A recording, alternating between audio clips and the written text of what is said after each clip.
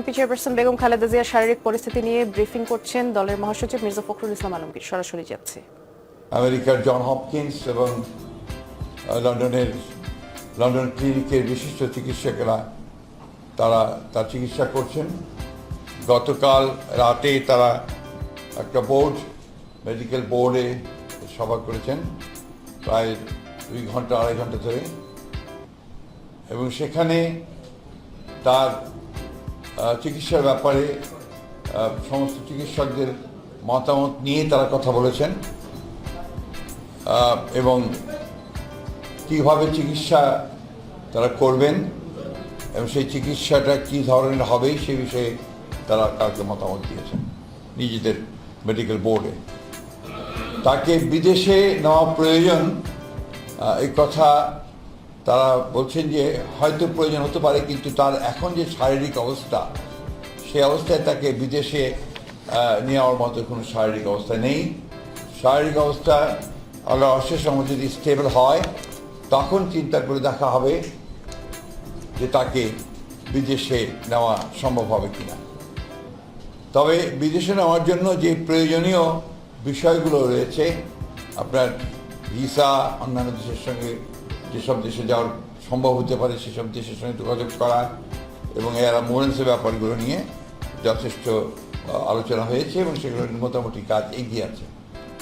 অর্থাৎ যদি আপনার প্রয়োজন হয় এবং যদি দেখা যায় যে she is ready to fly, তখন তাকে নিয়ে যাওয়ার ব্যাপারে খুব দ্রুত সিদ্ধান্ত নেওয়া সম্ভব হবে। আরেকটি বিষয় যেটা আমি আপনাদের মাধ্যমে গোটা দেশবাসীর কাছে জানাতে চাই, যে স্বাভাবিকভাবেই দেশনেত্রী বেগম খালেদা জিয়া এই দেশের সবচেয়ে জনপ্রিয় নেত্রী এবং তার অসুস্থতায় সব মানুষই উদ্বিগ্ন, উৎকণ্ঠিত এবং অসংখ্য মানুষ হাসপাতালে ভিড় করছেন। এতে করে হাসপাতালের কর্তৃপক্ষ এবং চিকিৎসকরা অত্যন্ত বিব্রত বোধ করছেন। তারা চিকিৎসা কার্য চালাতে প্যারামেডটাও এবং একসাথে অন্যান্য যারা রোগী আছে তাদেরটাও তাদের সেখানে বিঘ্ন সৃষ্টি করা হচ্ছে। তা আপনাদের মাধ্যমে আমি সকলের কাছে অনুরোধ জানাতে চাই যে আপনারা কেউ দয়া করে হাসপাতালে ভিড় করবেন না। অনুগ্রহ করে বিএনপি নেতা কর্মী, তার শুভাকাঙ্ক্ষী বা দেশের মানুষ তারা দয়া করে হাসপাতালে ভিড় করবেন না।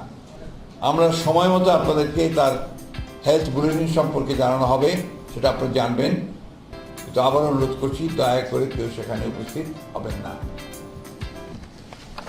প্রিয় সাংবাদিক বন্ধুগণ, বিসমিল্লাহির রহমানির রহিম। দেশব্যাপী বিজয়ের মাসে বিজয় মশাল রোড শো কর্মসূচি উদযাপন উপলক্ষে আমি আপনাদের সামনে বিষয়টিকে তুলে ধরছি। এটা শুরু হবে বাংলাদেশের শুরুতেই বাংলাদেশের গৌরবের 55তম মহান বিজয় দিবস 2025 উপলক্ষে আপনাদেরকে আন্তরিক শুভেচ্ছা জানাচ্ছি। আপনাদের মাধ্যমে দেশবাসীকেও জানাই পরাধীনতার শৃঙ্খল মুক্তির অভিনন্দন।